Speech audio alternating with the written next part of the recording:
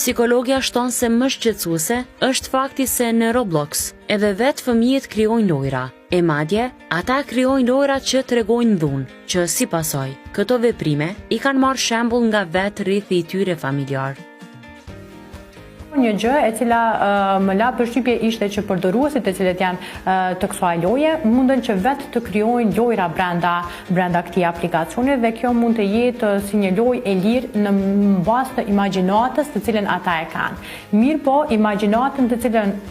fëmijët e përdorin në këtë rast është një imagjinatë të cilën e modelojnë prej rrethit. Domethënë të gjitha ato lloj gjanash të frikshme të cilat ishin për brenda lojës, dhuna që ishte e shfaqur brenda lojës,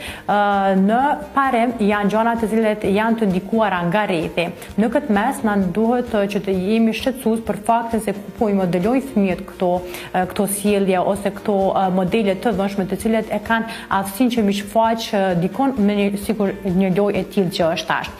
Gjithashtu në këtë lojë kishte edhe një problem tjetër ku